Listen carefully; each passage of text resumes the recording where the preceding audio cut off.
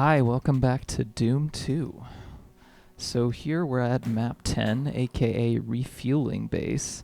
And this is probably the weirdest and most interesting of the past three maps. And part of the reason for that is, contrary to the pit, this isn't a situation where I sort of have to sit there and speculate about what kind of mysterious elements spawned this map and what brain came up with this, because we actually do know more about the context of this map. And yes, this is a very bizarre map for many reasons that I'll get into in a second. But this map was originally done by Tom Hall for Doom 1. Tom Hall was the original design director at id Software. He was the lead designer on Commander Keen and Wolfenstein 3D, and for most of Doom before he was unceremoniously dumped by id and not credited anywhere in the game or in this game for being a designer, even though he contributed substantially to Doom 1. And I think that's really unfair, personally. I know that that's just how things were done in the industry, but I think that he is definitely an unsung creative genius. He really defined the vibe of id's early games, and they were really kind of not the same without him. I mean, they were not the same without Romero, obviously, after he left after Quake 1, but Tom Hall was just as important, if not arguably more important, in some ways. So the reason why we know for sure that this is a Tom Hall level is, one, that Romero has said, because it's credited to Sandy Peterson, as are all the Tom Hall levels, is that Romero said that this is a Tom Hall level, and also we have the original beta of Doom 1, or several different betas when Tom Hall was working on it, and this is one of the levels that appears there, and the layout is pretty much identical. It seems like almost everything is pretty much identical outside of the enemy placement and some retexturing. There could be a few other things, but basically this map is by Tom Hall. And the whole thing with the Tom Hall maps is that they're laid out, they are very flat, but this is actually for a reason. It was because the original design of Doom, they were trying to make it like a military base. They were trying to make these things laid out like military bases. So Tom Hall did all this research, on spaces that were laid out like military bases, and then they just kind of unceremoniously dumped that whole thing without communicating to him what was actually going on in the project. So he was doing all this research. I don't think he was treated very nicely by other people at id, by the point that, he was let go at id, basically. So, a lot of people say his maps are flat, but part of that is because he was literally told to do that by Carmack and by the other designers to make it a more accurate and realistic space. And this does feel like a realistic space. But the consequence of it feeling like a realistic space is that things actually do flow into each other. So even though this is a very bizarre level, the enemy placement is just all over the map. Like, basically, enemies just wander in willy-nilly, like, especially at the beginning you saw that they just came in from everywhere. It seems very random, and no doubt that they were just kind of thrown into there by Sandy Peterson. But the thing with that is, like, the consequence of it being laid out like a real space is it does actually flow like a real space, and areas connect to each other, and there's some coherency of the space that is missing in a level like the pit. As much as I kind of admire the weird abstractions of the Sandy Peterson levels, these levels, by the consequence of them feeling like a realistic space, actually kind of feel like something. They have an identity. I think this area is probably the biggest example. There are all these hit scanners in these little alcoves, and it's dark. The lighting is used well in this level. I'm not sure. I'm going to guess that this area, I haven't looked at the beta, so I don't know exactly, what lighting was added and what wasn't. But the lighting does a lot to lift basically what is otherwise kind of a you know, bland looking map. And yes, this is also a bland looking map because it was unfinished and not a lot was added to it by Sandy Petersen, because probably lack of time, and also Sandy Petersen was not like one for detail. So I think Tom Hall is just so unsung and uncredited. In general, he was my favorite designer. Like, his levels were my favorite levels in Doom 1, and his level in Doom 1 was recently voted the best level of the series. Containment area, the Crate Maze level, episode 2, map 2. So I really think that should be emphasized, basically, even though that this is a very sort of barren map. The fact that it has like weird barren detail, I might speculate that maybe the reason why the pit or Tricks and Traps looks the way that this does was maybe this map was already finished and they were trying to make something that was sort of this setting. But I think what is more likely is that they had this map and already, you know, pretty much ready to go, and there were already too many things to do, so this got, you know, refocused into Doom 2. But it doesn't fit into Doom 2 like design ethos at all. It feels like a Doom 1 map. It feels like a more spare Doom 1 map, outside of the fact that there are tons of monsters thrown in everywhere. But I one of the interesting things about this map that I think is the reason why I describe this map as being very weird. One of them has to do with the context that this map is presented in. Like, it's presented right after Tricks and Traps and the pit, and it doesn't feel like anything else really in the rest of the game, but certainly not anything before it too. Like I said, that American McGee's maps did feel a little like Doom 1, but not exactly. I mean, not in the way that this feels like something that is kind of in episode 2 of Doom 1. But also, like, the progression is very strange in this map. Like, it's pretty open-ended. There's a lot of secrets that send you to different places, and that is a trait of Sandy Petersen maps, so I would think that perhaps he added that. Like that teleporter here, that sends you right to this cyber demon. You don't really have a choice but to fight the cyber demon. And thank God I turned around and saw that that thing. But if you don't fight the cyber demon, you actually have kind of a crazy encounter, because the cyber demon looks into a window where the final 2 rooms of the level over there in that caged window, the final 2 rooms of the level are there. And it adds like quite a intense moment of suspense when you are just walking through normally and you see a cyber demon rocket just totally kill you, like, as you're trying to complete the level. I really like that, actually. It adds a lot of suspense. And also that little fence in there, that little fence in that room, I don't know, the cyber demon was presumably added to this room, but I think it was it's another, like, holy shit, I didn't expect that sort of moment. Because this is the first cyber demon, I think, that we've seen.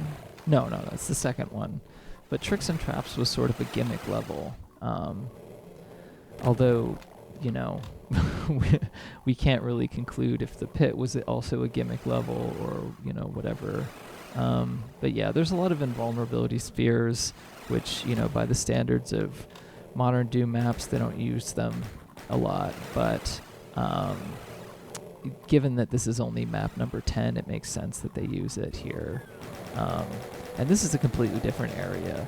So what happened in my running through this map is I just kept going back to certain areas and warping around all over the place and not knowing anywhere where I was. And I think the lighting in this map, like the lighting in this area, because this is a pretty empty room, the fact that it contrasts with the other areas gives it its own sort of identity. Like, there's a creepiness to the space because things are interconnected, but things will also kind of warp you around. And there are different areas with different identities, like that room with all the hit scanners and all the little boxy, the tech room, which is really presumably like the Refueling Base that this name comes from, is is much different from the rest of the map. It has its own identity and it's kind of creepy. It kind of has a horror vibe, especially because it's called Refueling Base. It makes me think of episode 2, map 7, which is called Spawning Vats. It's the same kind of thing. And presumably that's because these maps were made to be kind of realistic, so that maybe this was some kind of storage area and then it was repurposed to like a demon monster spawn place. Like this definitely has that military base look to it.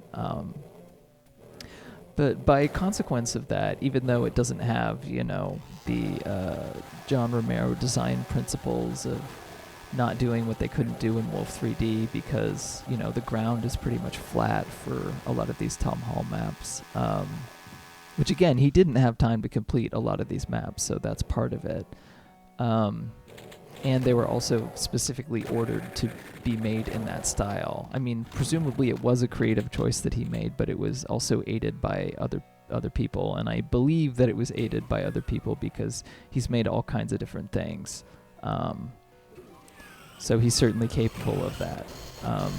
I like this secret. This actually brings us to a key, and this also introduced a thing. So I presume the keys were added, like the location of the keys were added in this map. But it introduces a big feature of Sandy Peterson maps, which is just to put the keys in like oftentimes really random and seemingly arbitrary places where you wouldn't necessarily expect. Like in Wolfenstein 3D, you come upon like a heavily guarded area, and this area is heavily guarded, right? But like half the time that you come into here, you're going to come in from the back side, or you're going to come in from another place. It doesn't have the suspense of the level, the scriptedness of the events is purposefully broken.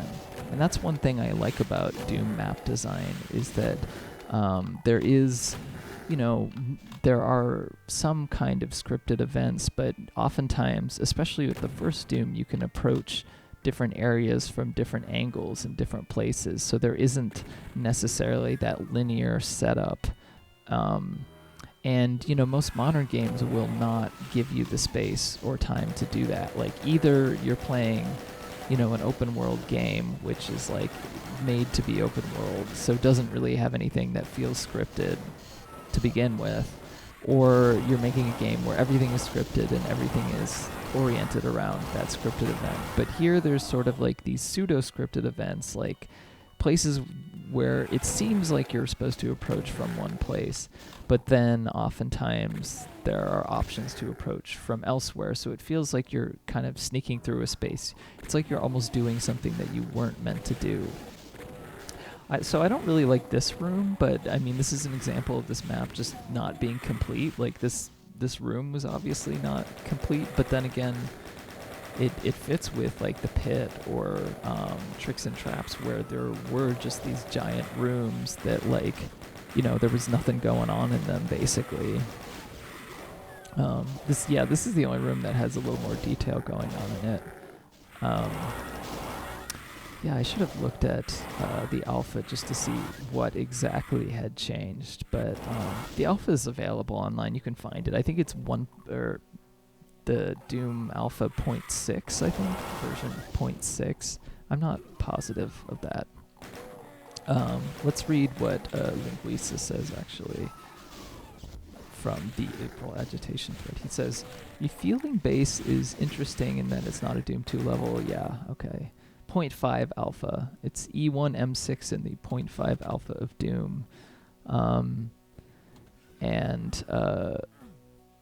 It says this makes the game an interesting time capsule within Doom 2. Most of the game was made with a real wealth of experience of what worked and what didn't in a finished, polished Doom map. Map 10 is much more conceptual and in a weird way more cerebral. It's one of the few Doom 2 maps that actually vaguely looks like a real place. It also has the most secrets. Yeah, there are 18 secrets in this map, which is the most secrets in any official map outside of in episode 4, which was an accidental area that has like 20 secrets in the same area. So, but this has 18 secrets in it, and they're intended secrets. which I think adds to the mystery of this map. The fact that it feels cerebral means that like the progression is interesting. You're sort of unlocking it sort of like a puzzle, or you can approach it the way that you want to, which I think is really interesting design. Doom levels aren't usually approached this way, and this isn't a design style that really caught on per se. This isn't a map that I would say, maybe like it's had some influence when you talk about like Eternal Doom, or you know, some of the more artsy cerebral stuff that that has come out, you know. But like the biggest trends have been followed elsewhere, which we'll get to in Doom 2. So this is kind of almost a forgotten map in some ways, just because it doesn't really fit in with anything else. And I don't know, I like this map. It's one of my favorite maps in Doom 2, in spite of it being really under-detailed. I remember someone I had showed, someone that I knew, the Doom 2 WAD alt, which I am like really into. I wrote a huge article about on Waypoint that you should check out. I also have a stream of it. I've talked about those maps endlessly, but he said that like he had warped this map just to test out Doom 2, and that it seemed really strangely under-detailed, which I mean, it is definitely, you know, it's not up to the standards of the other maps, but part of that has to do with like one of the authors not even having time to finish the map, and the other one just, you know, going with whatever was there and not changing that much. So that's why it looks the way that it does, but it doesn't ruin the map at all. In fact, the map is still very interesting. There was actually a set that I remember seeing recently. I can't remember what it was called, but it was inspired by the style. Like, the textures were not aligned. It was very brutalist and bare bones, but the layouts were really interesting. That's sort of what this map is. It also shows you that like you don't have to have really impressive detailed architecture to make a really interesting map. And I think this is a lesson that unfortunately a lot of contemporary Doom modders have not learned, because there is often a fixation on detail and quote-unquote polish, instead of, you know, this experience, which is one of the least polished looking. But that's really just when we're talking about details, because there are other elements of this map that you could say are much more polished. Because even though in Doom 2 they hadn't learned all the experiences that they had learned in by the time, or they had learned all these things that they hadn't learned, but when they were making Doom 1, Tom Hall was a very experienced designer by the time that they were working on Doom 1. So even though this doesn't echo the aesthetic of a lot of other Doom maps, you know, it wasn't as there in some ways, his experience as a designer definitely carries over, and I think that shows a lot. And I think that like it shows that he is better at making these kinds of spaces and experiences than Sandy Peterson is. By the way, Sandy Peterson worked on Age of Empires, not Command and Conquer, and that was after Doom. But he also worked on like the first Civilization game and Sid Meier's Pirates, like a bunch of stuff. So he was an experienced designer, but just not for this type of game. He was not like a level designer. He's like more of a systems designer type person. But anyway, yeah, I love the dark spaces in this map. I love all the secrets. I didn't get all of them by any means. I was really trying to. It does remind me a lot of episode 2 of Doom 1, which is it's probably my favorite episode still. It was my favorite episode as a kid. Yeah, I don't know what else to say. I definitely recommend playing this map. Even though it looks kind of spare, it's actually a pretty fun map to play through. The reason I say it's like weirder than the pit, though, is maybe just because the experience is so unlike anything else in Doom. Like, there's nothing that really builds up to this map, and there's nothing that really, no place it goes after this. Like, Doom 2 is off into different territory after this map is over, and you're kind of left wondering what the hell, maps 8 through 10 were even about.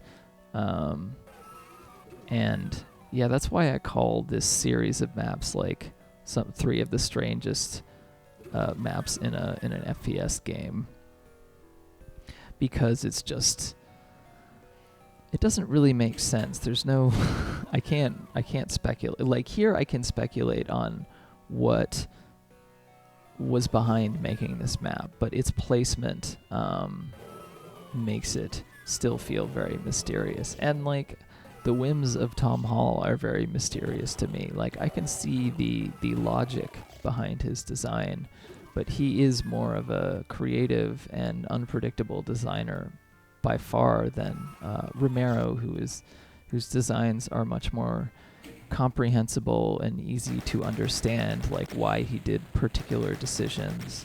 And of course, Sandy Peterson is like the most mysterious of all of those. But yeah, I don't know. I think it's a great map. This and the Crusher are my favorite of the first 10 maps of Doom 2. And it gave me a lot of optimism when I was playing through Doom 2, which, I don't know, I guess it wasn't really followed after that. But here we're going to one of the more famous maps in Doom 2. This is also one of the more well-loved maps. I have mixed feelings. I don't think it's as good as, but this is the first. This introduces our friend John Romero to the scene. This is called Circle of Death. And sort of like Dead Simple, we start out in an area that's open. There's a lot of enemies firing from different places at us. And here it's kind of multi-dimensional, right? There's all these kind of windows and stuff on the side. This map is actually pretty simple, but it's introducing us into a situation that we're going to be seeing later. And I think, like a lot of these maps, I bet that John Romero did this map or after some of his later maps to kind of encapsulate and introduce those ideas, which is great, except for the fact that, like, unlike Doom Episode 1, these maps aren't coming consecutively after each other. They're coming in random order. They're mixed up with other people's maps that don't follow that logic at all. So when you play the John Romero maps, you get a sense of, like, okay, there's a clear sense of, like, progression and pacing of, like, where I'm going and what I'm doing. I get a sense of what this designer is really trying to do and how they're speaking to me. But it doesn't really make sense when placed in the context of other stuff, because you have no idea who designed what map. Like, you don't think about that. But I think that's one of the most fascinating things about talking about Doom. And a lot of these old first-person shooter games, Duke Nukem 3D as well, Quake, Wolfenstein, is the design was very much it's like very much one person who defined the aesthetic and total design, the total experience of a level. And in Doom 2 especially, you can see the individual voices of the different designers coming through very strongly, and you can see also how they don't really intersect with each other very effectively. And that kind of creates an interesting but very all over the place setup.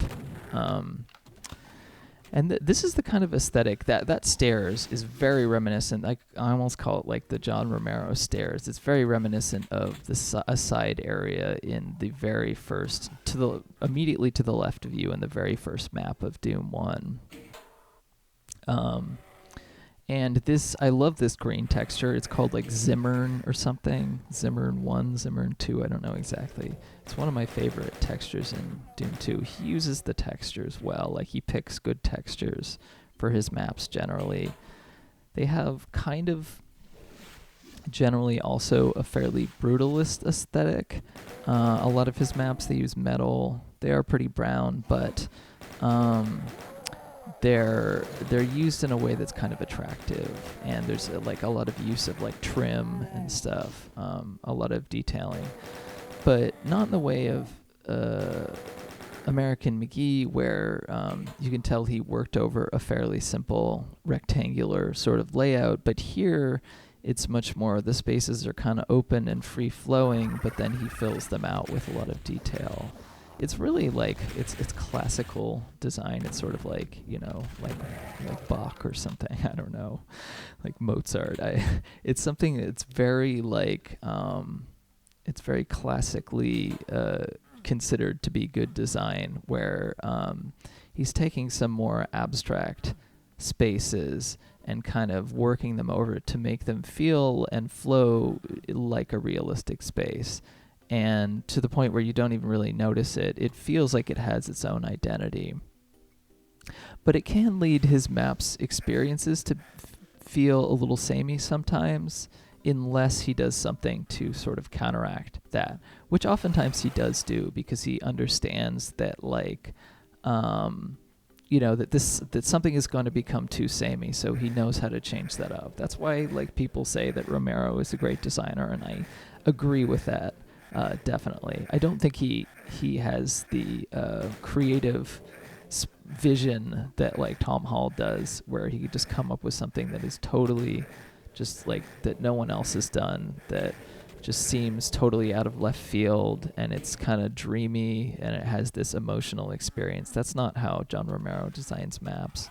But within his style and subset, within the fact that you can see the sort of gears grinding in his head while you're playing the map, he does fit some kind of cool and out of left field stuff there. And I think that's sometimes maybe not as appreciated as much. Like, people look at the detail and the polish, and they don't understand that, like, even Romero knew sometimes, like, I have to do something weird here.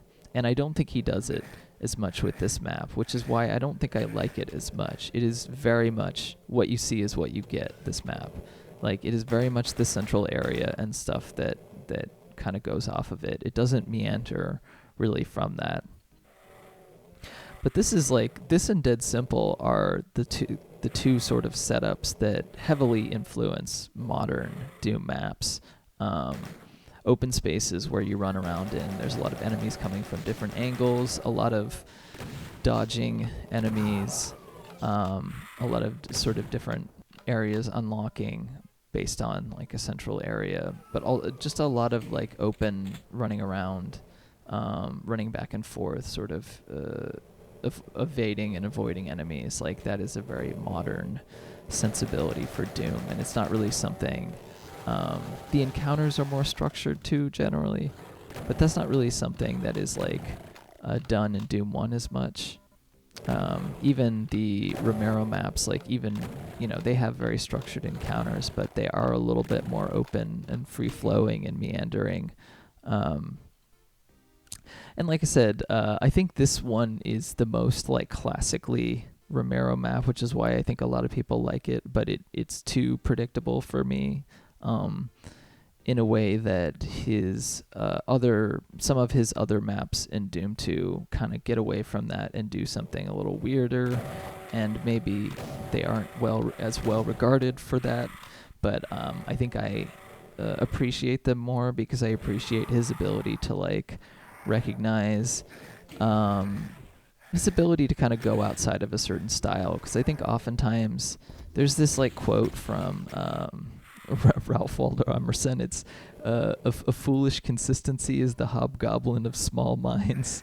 I really liked that quote when I was in college, but basically like people oftentimes value consistency in style and approach, and I think that can be really that can really miss the point. Like, people value someone having a brand or a style of design, and sticking to that, and just being what you see is what you get. But I don't think that that is what makes a good designer necessarily.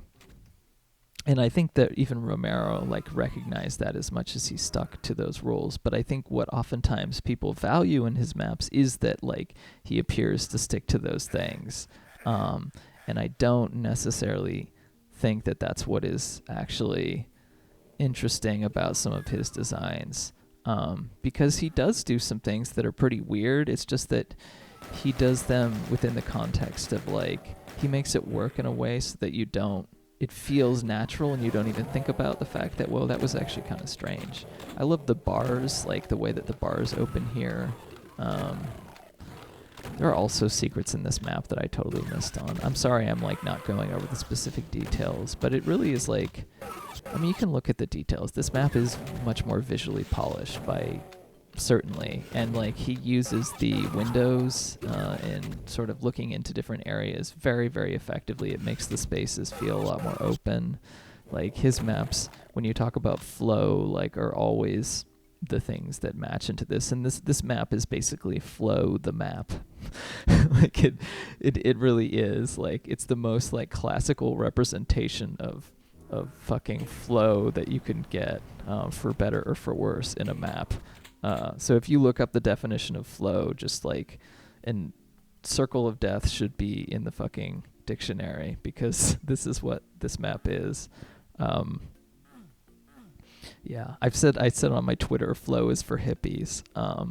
I think it is kind of an idea of like, the idea that you should be constantly moving and being directed to a new space is nice. And definitely has a lot of uses and applications, but when people stick to it without knowing how to subvert or change that or do things, switch things around and change expectations, then things just become boring, and people get so fixated on there being certain rule sets or something without thinking about how to make actually compelling, emotionally varied and interesting experience. And I think Doom, in spite of its like oftentimes lack of ability to stick to a consistent set of rules and things, is very good at making a compelling experience out of that.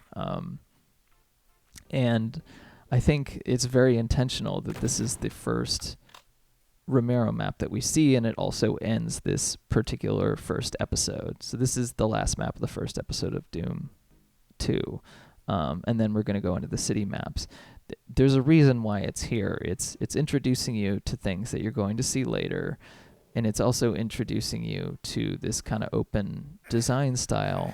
But because it's introducing you to like more kind of crazy stuff is going to come later, more interesting setups, more kind of fractured weird stuff is going to come later. It's going to come in especially the second episode of Doom 2, where there will be 3 maps by John Romero that I think are all pretty good. They're not his best regarded maps, but I actually like all of them a lot.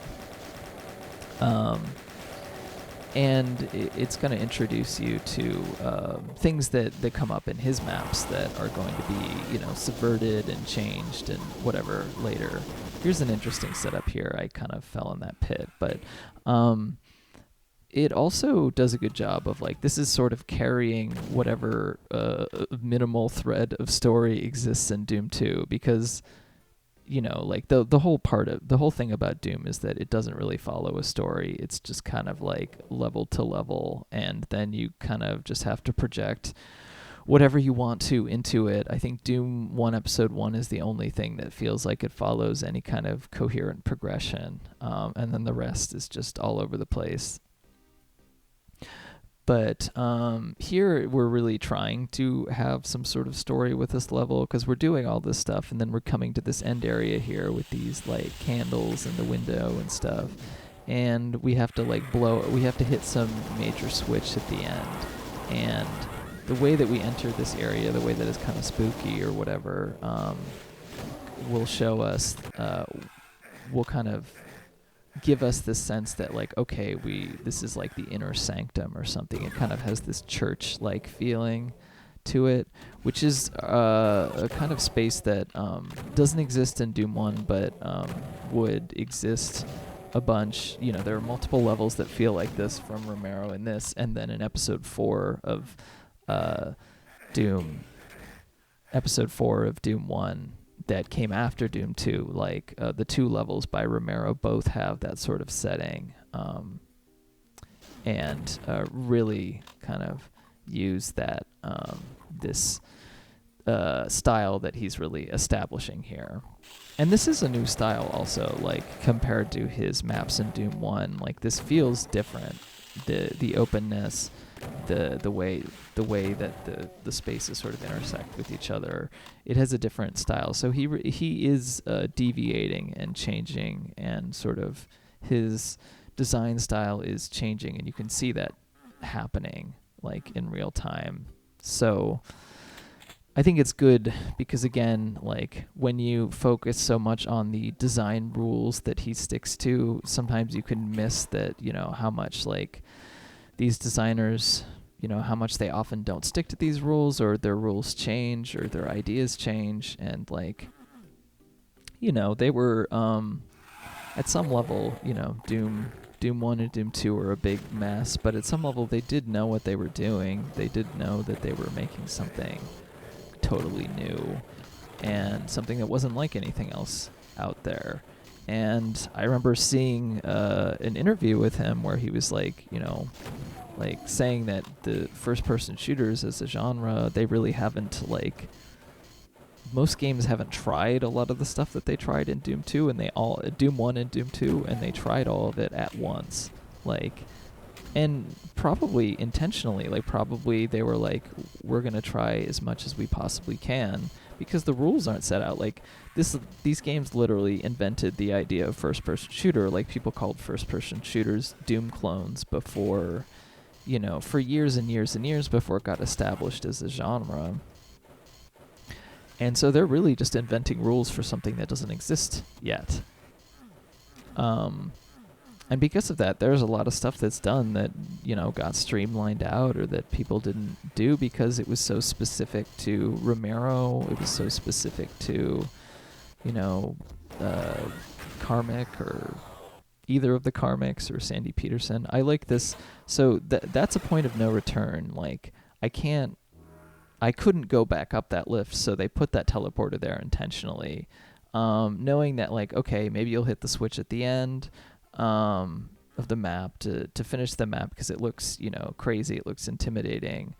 But putting that teleporter there, you're like, okay, there's probably some sort of secret there. So you step through the secret and it sends you back, and it allows you to get a secret that you wouldn't normally get otherwise. That's a very nice secret because it's very easy to get, but it's really just like giving you a reward for finishing the map that you can choose to take if you want to. And I got 101% because of paint elementals, by the way. But yeah, this is there are a lot of different ways that you can talk about this map and look at it. Romero will make concessions to the players, and then he also challenges them. He's much more in communication with the players than Sandy Peterson is, and I think that makes him a very good sort of classical designer to talk about. It makes it when, from the perspective of like teaching game design, when we're talking about design being oriented towards the player as opposed to just arbitrary decisions. And in that way, Romero was very forward thinking. So yeah, I don't know. It's I think it's weird though that his very player conscious approach is thrown in the midst of other stuff, and it kind of undercuts it in a lot of ways. So yeah, here's the plot. It says, you have won, your victory has enabled humankind to evacuate Earth. So supposedly you were on a planet, or you were in hell, I don't know exactly, but you exploded it by hitting that switch. But then you find out that Earth is now infested, so you have to go down to Earth and go down to all these cities. So you'll be in all these like city spaces for the next episode. And episode 2 of Doom 2 is really probably the most memorable episode. It's the one that most people remember as being Doom 2. And I think it's the best episode, but it has a lot of problems too, which we'll get into in the next video and beyond. So I hope you enjoy it. Thanks so much for tuning in, and thanks so much for all the feedback and stuff that you guys have been saying about these videos. I really appreciate it. So Stay tuned next time where we will tackle the factory.